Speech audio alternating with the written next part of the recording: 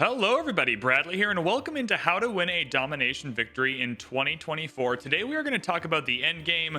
It has been a minute since I've played this game because in real life, work got super busy, and I live where I work. So when it's busy, I just can't play video games because I'm not here at home. But also, I moved, and so moving when I have like a day or two off every week to be in the city was a little bit difficult. So it's been a second since I've hopped into this game here, but I think we have a clear strategy going into the end game. This game is going quicker than I would have suspected, which is all good. Your games might be going a little bit slower. If you don't have 4 of the 5 necessary capitals or 6 of the 7 or whatever, that's all good. The main thing that we want to achieve at this point in the game, kind of in this late mid game, kind of early end game here, is that we have a technology advantage, that we have way more science per turn than the AI, which you can see. You can see 118 to 7 to 5 to 13 is pretty good. Now remember, science accumulates per turn, so just having a higher number at any one point isn't very indicative.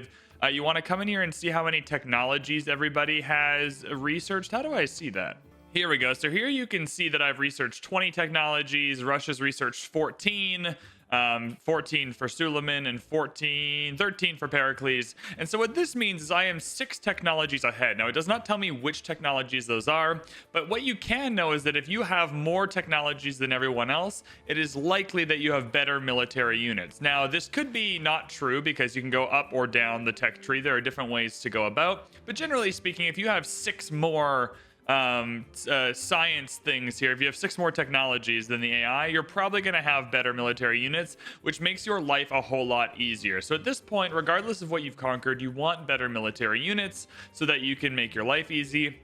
And that's what we're going to do. It's going to take a hell of an effort to get all of these troops over here all the way to Russia, where this last capital is. So we're probably not going to do that. I think what we're going to do is we are going to, I guess, finish this terracotta army. We're going to get these Generos. I don't want to win the game without showing off what makes Gran Colombia specifically so cool. One of the lessons I'm trying to teach in the tutorial is pick a civ that you like, pick a civ that's good at domination, and then do the thing that they are good at. If you are picking a civ and not doing the thing that they are good at, you are just handicapping yourself for no reason.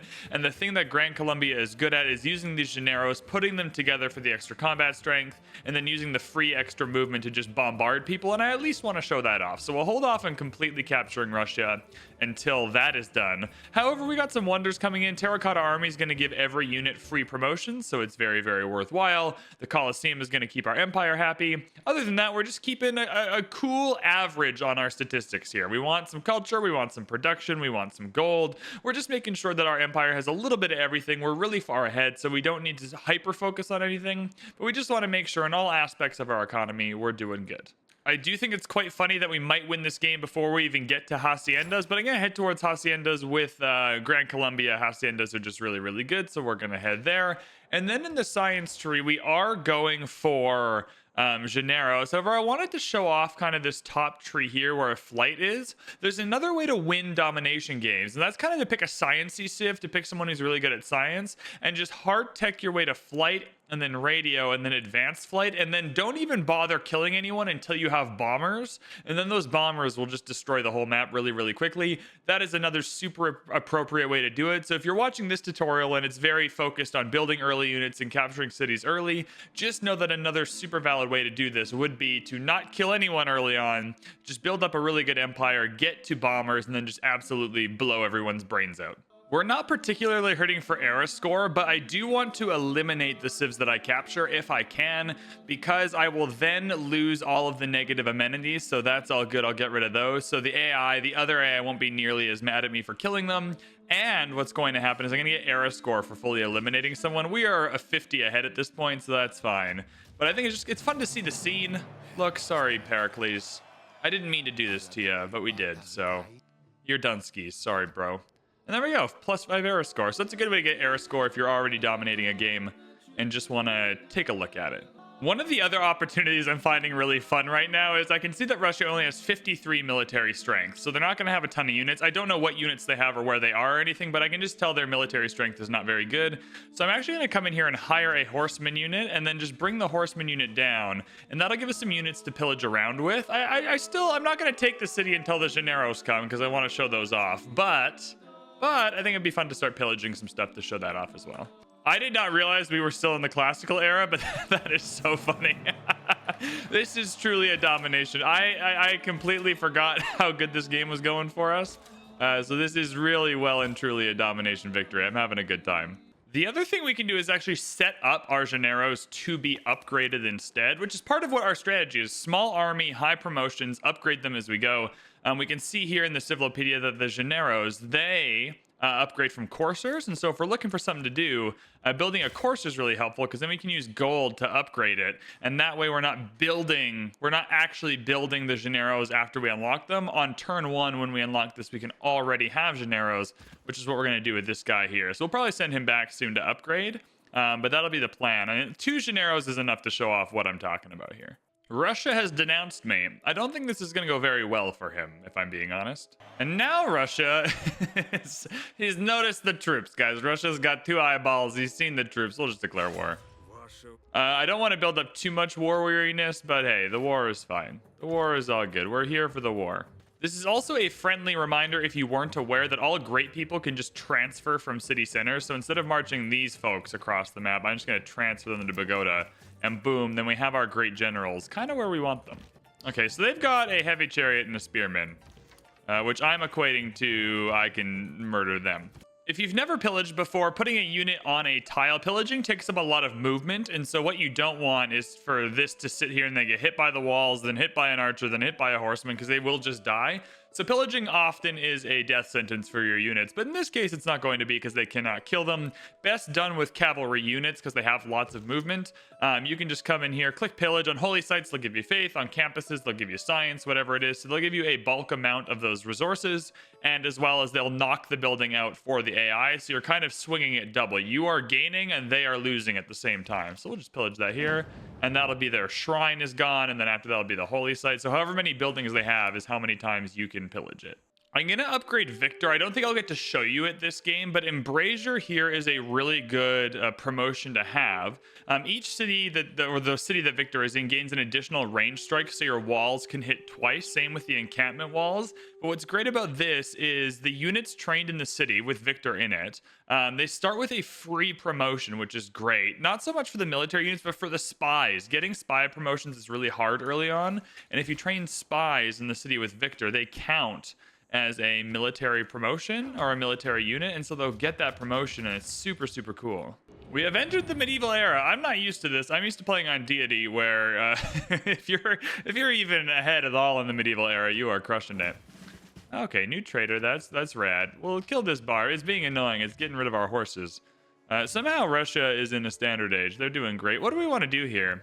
+2 movement for builders is pretty good. Buying things with faith is fine.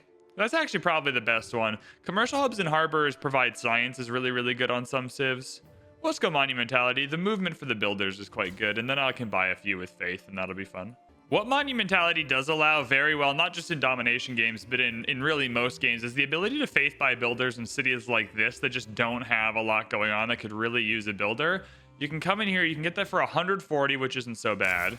We can also faith buy walls as well. I didn't even realize we had Valletta as a suzerain, so that's fine. Instead of building these walls, I'm just going to faith buy them. Bazinga, there we go. And now this Barb Scout isn't going to bother us very much, so that's super cool. Ooh, the World Congress. Give me -50%. Let me build units faster. I don't have any currency to spend here, any diplomacy, because I've murdered everyone. But hey, we're gonna do a +1 into production. We have way more production than everyone else, so even if they also get better production, we're still gonna yeah, there it is. We're gonna outproduce them very quickly. So now I'll be able to build Generos in like 5 or 6 turns. Yeah, we got that courser done just in time with 1 turn to spare. How fun. If you're really ahead like this, one of the best things you can do to stay ahead is if you don't have anything you need to build in a city, campus research grants, industrial zone logistics, get these extra points for the great people. The great people will also help boost you ahead. And then getting all those extra good great people is going to be a good way to stay ahead in games like this as well. We have promoted a 4-star crossbow, which is great. So that means that at the final promotion, it can attack twice in a turn, which is awesome. It's a little bit far away. I wonder if it can swim across. I wonder if it's worth just sending it across the ocean and seeing if we can connect to Russia that way. I want to get it in the action, but I have a funny feeling Russia's going to go down pretty easily regardless. All right, having 2 Commandante Generals here is not helpful because their ability doesn't overlap. It just overlaps with the normal Great General. So instantly creating the strongest land combat unit you can build with 1 promotion level isn't so bad. Yeah, Courser, heck yeah. I mean, maybe I should have done that next turn. I kind of assumed land meant melee, but it did say land, so that's okay. We'll come in with that promo, and then we'll send you back so you can upgrade into a Gennaro next turn. Yeah, perfect. And to set that up, I've already put in the 50 gold discount card, 50% gold discount card. So it should be as cheap as possible to get those upgrades done. Gennaros are unlocked. Military academies also unlocked. You definitely want 1 or 2 of those in a kind of a combat game on this difficulty, but we're not going to build many of them. I think this game's going to end pretty quick. We're going to upgrade to a Gennaro, 135 gold. That's going to be the era score for our unique unit. And then these guys are going to zoom down. Yeah, there's 2. Oh my goodness. Here's 3. Oh, there we go. They got a cool little like guitar thing going on. We're going to have a great time with them. Now it's time to catch back up on some of the techs. We haven't unlocked holy sites or harbors yet, so we'll catch back up on all these 1-turn techs just to keep us current and in the loop, and then we'll head down to Niter. We want Niter because we're going to want Niter for the Niter units, but also because if you remember our Pantheon selection, all of these strategic resources get extra production and faith, and again, you kind of want to double down on the things you're good at. 8 turns for a Gennaro means it's roughly 16 turns in Panama without the extra production we're getting from the World Congress, so that's interesting. High production unit. You definitely want to be upgrading coursers, I think. Hey, we built the Colosseum. Definitely a luxury in this game. Certainly did not need it. There's actually a bunch of wonders that I'd love to build. I'm on deity. I permanently build the Oracle in every game, but I know that I can build every wonder in this game, so I'm not going to, but the Colosseum's a great one. The Colosseum provides it's actually the worst Colosseum you could build. There's nowhere nearby to give amenities to. It gives amenities to any cities with the city center within 6 tiles, which is not that many. Pagoda maybe, but yeah, it's okay. It's an awful Colosseum, but we'll make it work.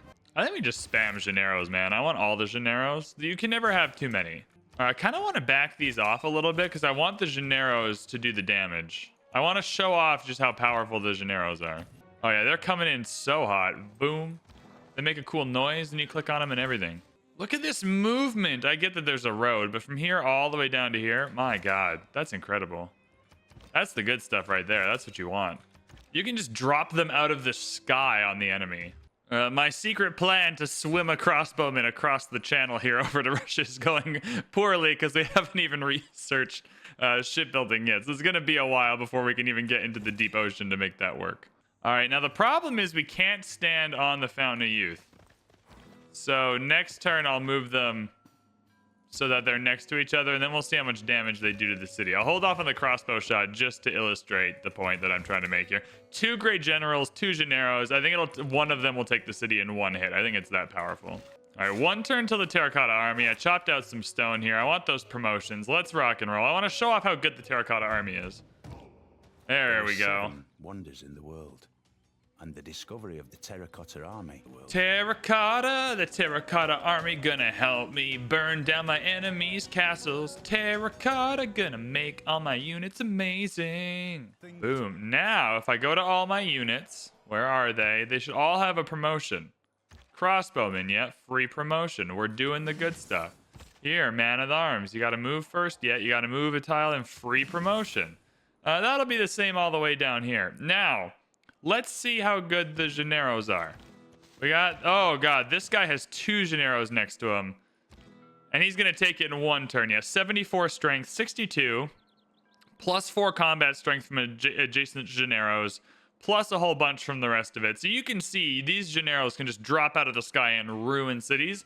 And I just want to take this moment to shout out Grand Columbia, shout out Gennaros. When I was first starting as a civilization, like content creator, streamer, that kind of thing, the release of Grand Columbia, I remember this was the first pack in the whatever Game Pass Battle New Frontier Pass they did, and it released at 9 p.m. So it released at midnight Eastern, 9 p.m. Pacific. So I was the only one on Twitch playing it because it had accidentally released kind of while I was streaming on Pacific time anyway. And so everybody that wanted to watch Grand Columbia kind of had to tune into my stream. And I remember I was playing like Emperor at the time, not even on Deity. And that was the first stream where I ever got more than 30 or 40 viewers. And that was the one that kind of kick-started where I ended up getting to with being a Twitch partner and all that stuff. And so that was the one stream when Gran Colombia released that really made, it was a complete accident of timing, but it really made my civilization content creation journey that much better. So we're just gonna ruin these cities with Generos really quick, and we'll call it a game. We're gonna win by like turn 130. It's gonna be great. I just want to shout out all these farms. We don't even have haciendas, and we're still raking in all the food. That city's gonna have like 1 million population. I might have mentioned this in an earlier. Oh, we're gonna promote vampires. I was gonna say in domination games, you typically want a bunch of one promotion governors just so you can move them around your cities to help with loyalty problems you're gonna have. But when you can upgrade your vampires, you got to do it. You got to get that extra vampire. Where is he? Oh my god, what a great spot for you to end up just eating the barbs. Oh, I'm so close to just being able to take Novigrad with one homie. Can I do it with the great general? Ah, not quite. The Commandante general. Let's go. We got this. There it is. Oh, and the other Gennaro, yeah, you can't move very much because you attacked the city. Can I do it? Can I just take it? This is the same turn. Come on. Yeah, we did it. See ya, Novigrad. The Gennaros are so good. If you have walls to deal with, get your siege towers, get the rest of it up. They'll just attack right through the walls. The walls are not a problem. If you have... Oh, a settler. That's something for us to steal. I think we're going to win next turn. I think the Gennaros are going to drop out of the sky and win next turn. Who's ready to watch this? Can we win this game right now? If we win this game right now, this was a pretty good how to win a domination game tutorial in Civ, especially if you're very new. We won by turn 127. And so that's a really good, like, just play Gran Colombia, learn the ropes. I'll do another one of these on deity soon. The way I did them last time was I actually did that. I did them on Prince so that new players to Civ can see what it looks like on their difficulty. And then I did one on deity, which is very much more of the kind of get to bombers and blow everyone up strategy so you don't get murdered early on. But I think, if I'm correct, all these Gennaros are just going to come in here. Oh, you can't quite make it. That makes me sad. That's okay. And then we should be able to just... Oh, it's so close, eh? Yeah, we're not able to quite do it. Next turn, we'll do it. We'll get the promotions this turn. Now, the other thing I got to check, actually, is this Great General might not be helping the Gennaros. The Gennaros come in. Where are they at? Yeah, they're in the Industrial Era. Is this even Industrial Era great? No, it's medieval and classical. You're Sun Tzu, get out of here. The art of war is not relevant now. Sorry, that Great General is not even doing anything. So it's not boosting them at all. I should have been more on top of things with that. All right, we are about to win this game on turn 128, which is great. A lot of new players, when I see them play Civ, they're ending around 250, 300 in some cases. And so I think this is a good little tutorial video to show you that it is possible to absolutely roll over your enemies. I do want to put the caveat, though, and I know this will end up in the comments, that it would take me 100 videos on all different difficulties with all different kinds of civs just on domination victories to show you each and every strategy, each outcome, each different situation you could be put in. What happened? Because you'll have all these questions. Well, this is great. You just rolled over the enemy. What happens if I don't get to roll over them early? What happens if I'm playing a commerce civ and I end up in a domination victory kind of game? What happens if X, Y, Z? I understand that is impossible for me to do in one series. I will try and cover those later if people are interested in those. I still got to cover all the other victories in 2024 as well. What I would say, though, is what this game has done is shown you a few key concepts that you can use in every domination game going forward. The first being, you want to settle 3 to 4 cities. You know you're going to be taking over a bunch of cities, so you don't need to settle a ton early on. Enough to get some science, enough to get some culture, enough to get some units built. Once you have those units built, it is better to have a small-ish army with high promotions than it is to have an absolutely massive army. The promotions are wonderful. They will make your units better. You want to have a smaller army with high promotions. That saves on the cost. That means each unit is doing more for you for the tile they take up, for the movement they have, for the cost that they are incurring to your empire. So that's one thing that we learned this game. Another thing that we learned this game is you don't actually need to take every single city. You can just take the capitals. I've been taking out cities because we can and we're ahead. But you can see here, we're going to win this game. And, you know, this dude, Suleiman, he's just hanging out. He's having a good time in Halep and Adana, and he's still hanging out. So you don't need to take every city. You can use governors to help with loyalty. That's something we learned this game. And the other thing I would say is in a domination game, it is still very important to have all of the other resources available to you. So make sure you're building some theater squares, building some campuses, building some commercial hubs, making sure that you have enough of an economy in any case to get ahead of the enemy and stay ahead. You don't want to just hard tech one thing over the other. I think what's great, it is a good foundation for Civ players, is to make sure you're at least doing a little bit to keep your economy up to speed everywhere. And you can see we've done that. Our faith isn't amazing, our culture isn't amazing, our science isn't amazing, our gold isn't amazing, but they're all good enough that we're able to maintain the lead that we created in the early game. With all that being said, I know this isn't a perfect tutorial, no Civ tutorial is. I think it's time we win a game of Civ though. I think it's time we just start murdering St. Petersburg and capturing the win. There it is. We did it. And that'll be it, everyone. Thank you so much for watching. I appreciate you all so much. Don't forget to like, don't forget to subscribe. I will be doing this with the other 4 victory types as well. I appreciate you all. Thank you, thank you, thank you. And we'll see you in the next one.